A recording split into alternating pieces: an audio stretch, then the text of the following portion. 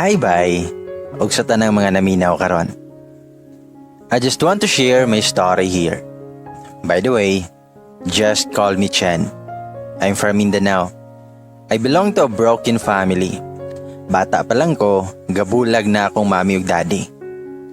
Naminyo og usab akong mami while my daddy is in Luzon. Iyahang gimanage sa mga hotel di adto. Pero walay right si mami sa mga hotel kay family business to sa akong mga yumaong lolo't lola. Sa dili conjugal property sa akong mga parents. Anyways, I will start my story na. I was in college when I met Jeff, my first love. Nagkaila mi tungod sa muang mga common friends kay lahi man mi og school.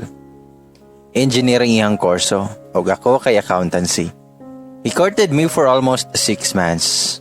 Yes guys, dugay na ako siya gisugot kaya ako mao hunaan ang nahitabo sa akong parents.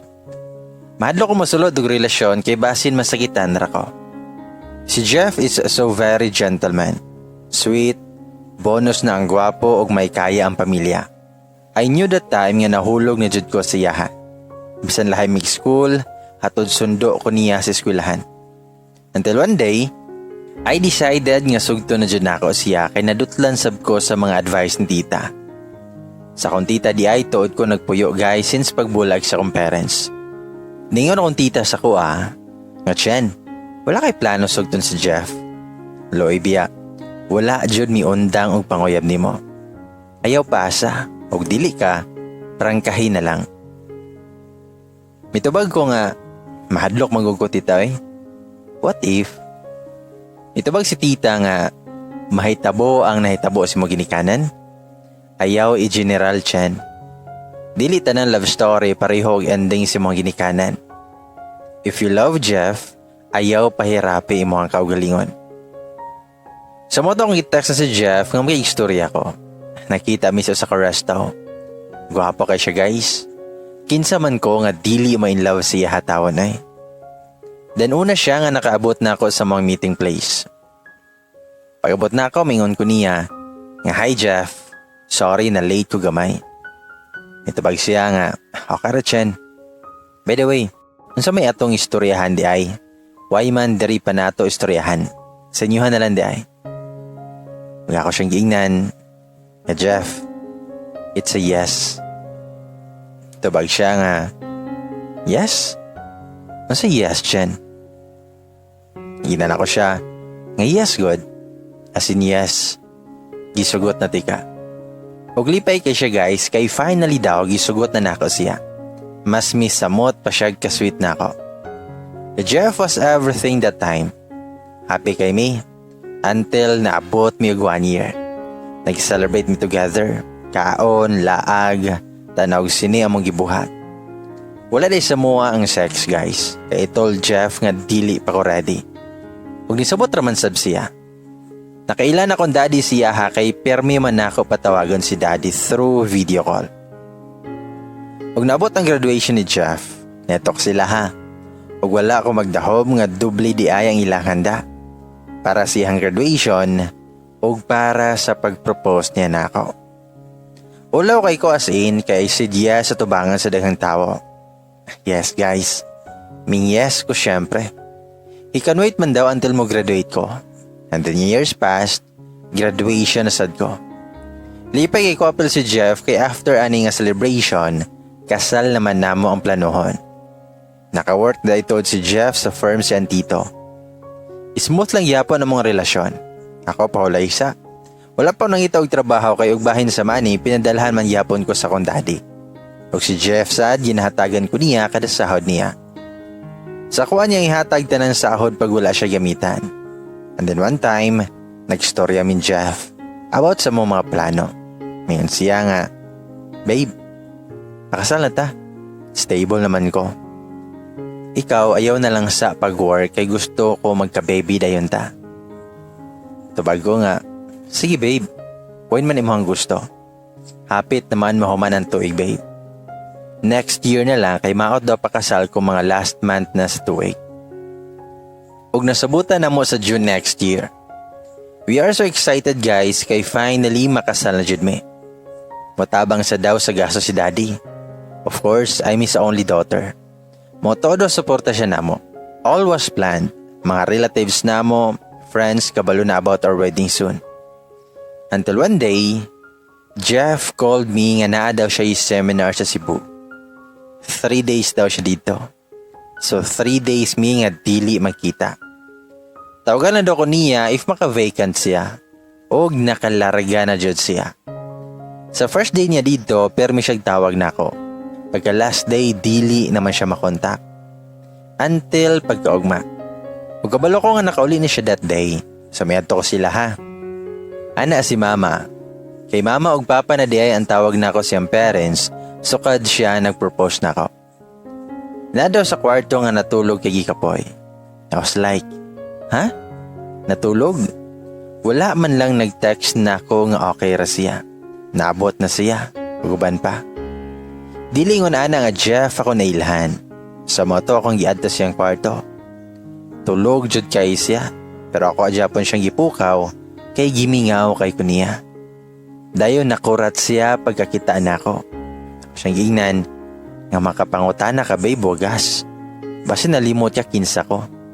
Ako lang naman imong fiancé. Siyempre nabalaka ko kay wala man ka nagparamdam. Mintubag siya nga sorry babe. I am tired. Ang low bat ko. Wala pa na-charge akong phone. Pauli na sa dito babe. I will rest muna. Okay? Itubag ko nga, babe, okay ta? Kalain, igihan naman ko nimo.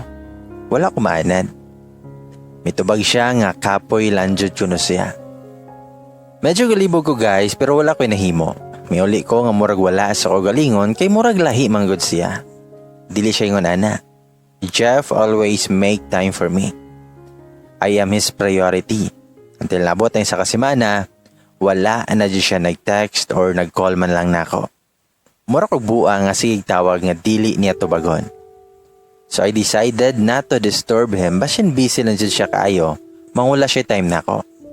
Sabton lang sa nako siya. Until one night, I received a text from him saying, I'm sorry babe. Can we talk? So nakikita ko niya. Dito yang gusto sa private resort siyang best friend kaya wala daw disturbo. Nakulbaan ko sa mong istoryahan ang nganong nag-sorry siya. So nabot ako sa resort ug naa na siya dito.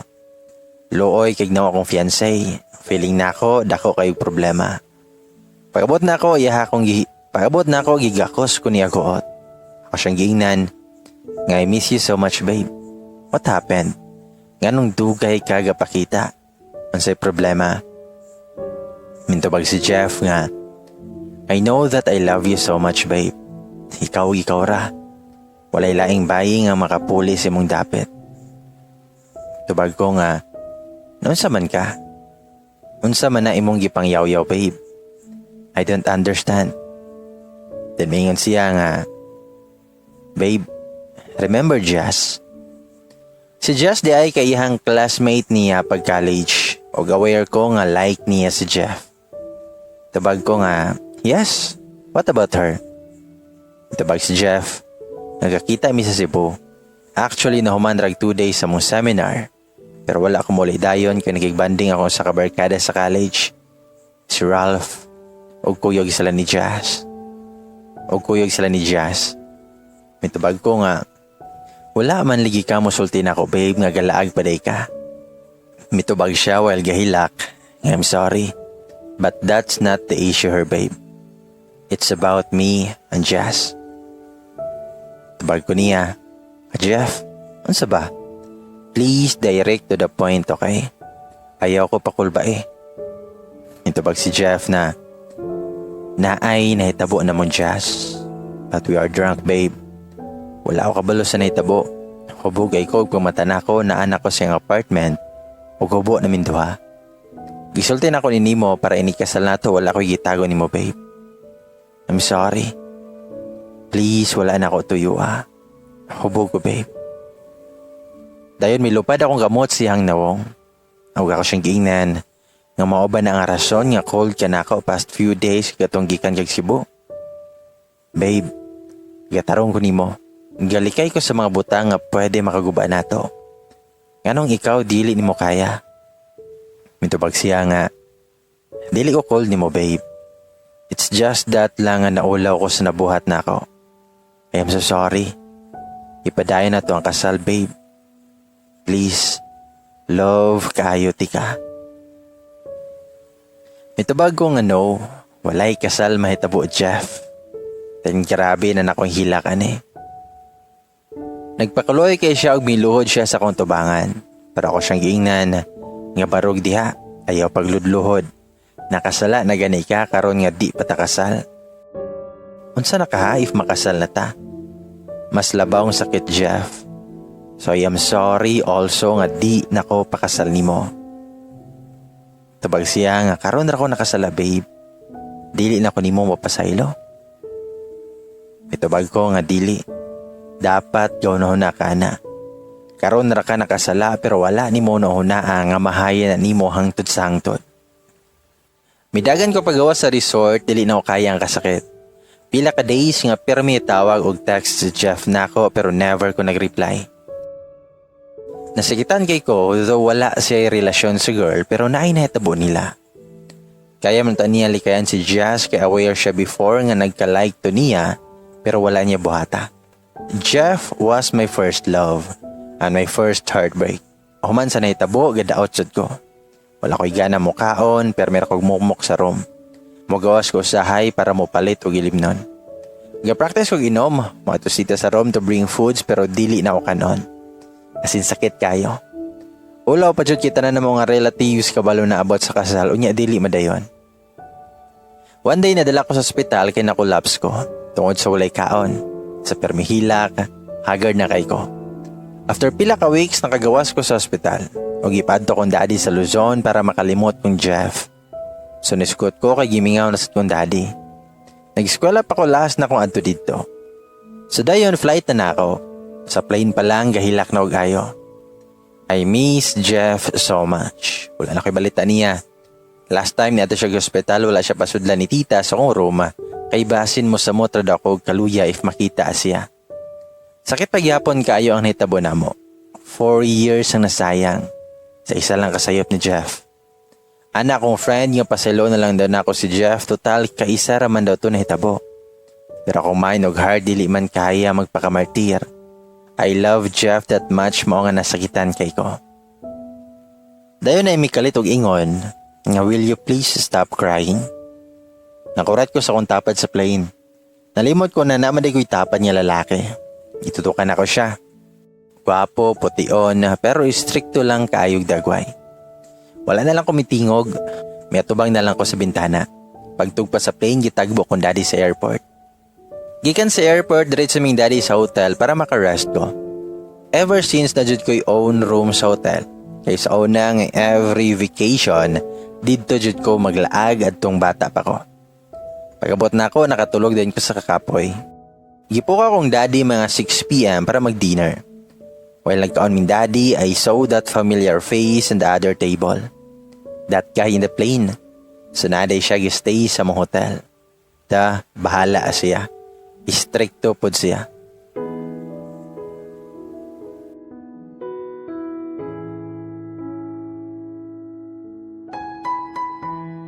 Dayon kumusta kong daddy. Mitubag ko niya. Nginahinay ko nga gamove on dad. Sakit paghihapon pero kayahon ako.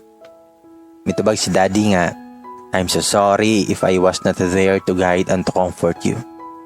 Mitubag ko nga, it's okay dad. Importante gaoban na taron. Kaobanti ka sa kong pag-start og new life here. Gilantaw na ko gusab ang guys sa pika stable. Isog kaig nilantawan na mo, pero gwapo gyapon siya. Pero bahala siya. Wala pod ko kailan niya. Milabay ang pila ka adlaw, ming soroy ko sa mall dool sa hotel. Kadugayan akong lakaw-lakaw kabantay na jud ko nga naay gisunod-sunod na ako. That guy in the plane. May honong ko, gakaw siyang gipangutana. Excuse me, gisundan ko nimo. May katawa siya og miingon, ngunsay pagtuon nimo nako, stalker? Tubag ko niya, nga malamang, kay gisunod-sunod man kanako. Mitubag siya, nga dili ka gwapa para akong i-stalk. Mitubag ko nga what? Bastos ka. Gilawd ko sa lalaki pero gipili na ko mulakaw na lang. Narakay adlaw na ko tawhana ka. Pagabot sa hotel, tingala si daddy kay isog kay kugnaong. Nanguta na siya kung ano. Itubag ko nga nabasot lang ko dad. Sorry. Rest sa ko dad. Sabay hug o kiss kay daddy. Then days passed, okay akong stay sa hotel ni daddy. Dili na sadyain ako mahuna-hunaan sa Jeff. Akong gisulit ang adlaw. Naglaagog resort. Sugtan rasad kong daddy kay part of moving on man daw. Alone ra ko perme kay lisod pod o banon si daddy. Nga busy man siya. So no choice ako radyo dosa. Wala ako sa resort, lingkod-lingkod ko sa baybayon dala emote. Nakahilak jud ko kay nakadumdum kong Jeff. Imbis mag-move on ko, siya naman noon ako nadumduman. Sakit paghihapon ang tanan. Well gabako ko na imihatag og panyo. Paghangad na ako sa Mr. Guy sa plane. Unsa ba? Kinsa man jud ka? Nganong sige man kag sunod-sunod. Nisamot noon kog hilak sa kalagot. Mitubag siya nga, why are you crying? Mitubag ko nga, wakay labot. Pwede ba nga pahawa dere? Mitubag siya nga, sorry. Guest sab ko ani nga resort. Wakay mahimo ana. Oh by the way, why are you alone? Where's that man? That old man? Mitubag ko nga, unsa? Unsa man ang gipang yaw-yaw nimo? Mitubag siya nga, kapit ka rin pala sa patalim. Wala kayong pinagkaiba. Pati matanda, papatulan. Dito na ko na-realize nga gatuo siya uyab na ko akong daddy. Nabuisit kay ko. Ako asyang gisagpa. Huwag ako siyang giingnan nga you don't know me. So stop acting you knew my story. Stop following me. Okay? After that incident, may uli ko sa hotel pagkaugma. Ug wala na nako nakita ang lalaki sa hotel. Pagkagabi na nag-text akong cousin, ng si Kuya James. Makikita daw siya kay dugay na mi nga wala gakita. Anak ni siya sa iso ni daddy. So pag-ugma dayon gakita mi sa mall. Gitreat ko niya gaon o gisyapingan. Kay bag-o man siya nga naog sa barko, mauto nga na marayig ko. After adto gihatod ko niya sa hotel. Pag-abot na ko sa hallway, nakita na ako ang lalaki. Wala pa dahil siya ni check out. Masay drama sa life aning tawhana sa hotel gapuyo. Dugay naman ni siya dere. Mayon siya nga. New guy naman sa lagi. Sumurang old man. Ako na siyang giisnab og diretso kog lakaw kay wala na ko siya paminawa. Gaduda na po siya nga uyabing Kuya James. Aha kayo nga lalaki jud. Wala na ko sa akong room na inanuktok. Pag open ako, siya man. Hanggang ngisi. Pagmingon ko nga, excuse me. Pagmingon siya nga, by the way, I'm Tyrone. Can I come in? Mitubag ko nga, who cares? O ako'y labot kinsa ka. Pahawa dere kay busy ko. Mitubag siya nga, is he inside? I mean, the old man? Ug ako siyang itubag, nga bastos kay ka. Ug siya gangisi og samot og miingon, nga nganong hilig mong tiguwang. Unsay naa nila. Gisag pa na sad nako siya ug ako siyang giingnan nga will you please stop? That old man is my father. Ang kadtong lalaki nga gatod nako is my cousin. And my father owns this hotel. So klaro na. Nahilom siya nga murag na ulaw. Ako adayon niya gisira ang door. The next day nigawas ko sa hotel ug gisundan kong Tyrone. Ug ako siyang giingnan. Nga unsa man, manginsulto na sab ka? Unsa naman sad po di mong nakitaan? Mitubag siya nga, I'm sorry. I didn't mean to insult you. Base ramang good sa ko nakita, maong nakaingon ko nga imong sugar daddy to imong kauban. And starting that day, perme na ko niya nga tangan ko mugawas ko. Ug nagkasuod jud me, kay he shares everything to me. The reason why naa siya sa among hotel is because broken-hearted pud siya like me. Ipagpalit daw siya sa iyong uyab sa tigulang nga kortahan. Dahil nakadecide siya nga mag-move on, pero wala siya kabalo asa siya padulong. So pagkikita niya na ako sa plane daw, iya akong gisundan kay na-attract daw siya. Only to find out niya naa naman di ay kunokoy old man. Mao nga adtong wala pa siya kabalo sa tinuod, lagot kay siya nako kay nakadundom siya sa iyang ex nga girlfriend. Until labot ang time nga niuli siya Mindanao. Ako nagpabilin ko sa poder sa kong daddy. Pero text sa naming Tyrone perme. Bisan siyang busy sked, nagyapon siya time nako. Nag-work siya balik sa iyang gitrabahoan nga company before. And then milabay ang panahon, it's been 1 year since I left Jeff. Mahimutang man jud nga ako ani biya, kay ako biya ang milayas. I can say that I'm totally healed. I can entertain suitors if I want. So I decided nga mobalik sa Mindanao. Instead nga si tita ang mutagbo na ako sa airport, si Tyrone ang nadidto kay kabalo man siya nga muli ko, so wala na lang ko patagbo ni tita. Og pagkakita ni Tyrone sa kuha, maingon dayon siya, "Hi Chan, I miss you." Nakatawa ko dahil maingon nga, "Makamiss wagas." Permi man ta nga text sanay, dayon video call. Gimingaw pa jud. Then mitubag siya nga, "Oy, ikaw, wala kaming ngawan ako?" Mitubag ko nga naman pod nga mingawon ko. Sige na ay kighulat na stita na ako. Unsa man, mauban ka na ako sa moa?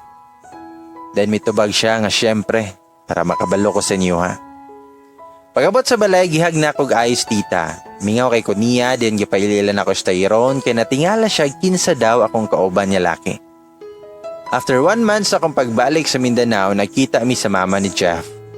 Gusto ko mulikay kaya wala ko sabot sa akong gibati. Naulaw ko nga nagmama na ko niya before unya way kasal na hitabo. Nang hinayang kay wala na dayon among kasal ni Jeff. Ug mahadlok ko makabalita og asa ni si Jeff karon. Pero dili pwede maglikay-likay na lang ko. I need to face them. Mao na nakigistorya og nangumusta ko sa mama ni Jeff. Pumitubag si tita, nga, "Oy Chin, anak, nakabalik na day ka?" Pagkadong na ko sa ward nga anak, lami kay hilak. Naghihapon ng anak na tawag niya nako nga same as before. Namiss na ko ang mama sa lalaki nga akong gimahal pagayo. Umingon ko nga, "O tita, mga 1 month tapod ko dere." Mitubag si tita, "Aw, maayo Chen. Si Jeff kay ni abroad na. Dito na siya nakabase. Apa siya sa iyang kuya sa Canada." Mitubag ko nga, "Good for him tita. Mao man na iyang pangandoy sa una." Mitubag siya nga, "Oo, maajud na iyang plano after sa inyong kasal unta Chen. Sayang kay mo. Unta nahatagan ni mo siya og second chance." Mitubag ko nga, "I'm sorry tita. Siguro dili jud kami para susagusa. Maayo kay sugot iyang wife nga mag-abroad siya." Mitubag si tita, "Nga wife? Wala pa man naminyo si Jeff Chen. He waited for you to come back hoping he can fix everything. Apil siya nga nag-antos sa kasakit pero kabalo siya nga nakasala siya. Sumauto nga nakadecide siya nga mo abroad kay wala man jud ka mo balik. Murag hiwa akong dugan why I am still affected. Sala ba di ay nga wa ko mohatag og second chance. For me, that was the best thing to do that time. Ang mopalayo. Pero why I have this feeling nga mura kog na guilty. Ug milabay na sa mga panahon, it's my birthday. Pero wala ko mosugot nga magpa-party si daddy. I just want it simple. Gamay ra nga salo-salo sa balay ni tita. Then pagkahuman ng laag mi ni Tyrone. Tanaw mig salida, dayon soroy-soroy sa mall. Ug iya akong gidala sa isa ka pinakanindot nga tourist spot sa mong place. And didto he courted me. Tyrone is humble, lahi sa first time namo nga pagkita. He's gentleman, caring, sweet, guwapo, edukado ug disinte nga pagkatawo. An gisugot na kao siya. Marupok ako that time. Sakto na siguro ang 1 year para mailhan na mo ang sagusa. Og sakto na sad ang 1 year para matawag nga naka-move on na mi sa mong tagsa-tagsa ka heartbreaks. Our relationship was perfect for me. Smooth kayo ang tanan. Hatod sundo ko niya sa akong workplace. Nag-work na ituod ko pagbalik na ako gikan sa Luzon. After 1 year, he proposed and I said yes for the second time.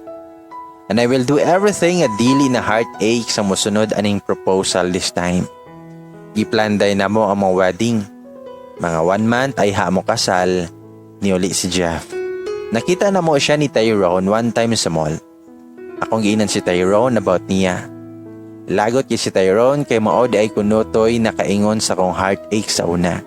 And at the same time, thankful siya kay og wala daw may gabulag, dili ko niya maila. Pag-abot na ko sa mua, I received a text. Unknown number. Og maingon nga, "Congrats in advance, Chen. I am happy that finally you met that guy nga kaya ka panindigan. Not like me. So weak. Dili madala sa tentasyon. I am so sorry for the pain I have caused you. I will love you from afar. I am not totally move on from what happened to us. Sakit paghihapon kayo.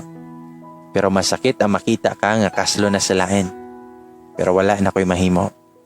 It's all my fault. Dawaton ako tanang kasakit. And I will do this until I love you no more." After I read the message, kabalo ko ang gikan to ni Jeff. Pero wala na mahimo ihan text because I'm getting married to Tyrone. The man who stood by me. Ang tao nga puro kalipay ang gihatag sa kuha, sukad mi nga nagkauyab. Then nakasal mi ni Tyrone last January 2019. And I am 2 months pregnant now. Lahat talaga ng pangyayari may dahilan. Wala ko gadahom nga after my heartbreaks with Jeff, I will meet Tyrone. And siya di ay ang gitagana para sa kuha.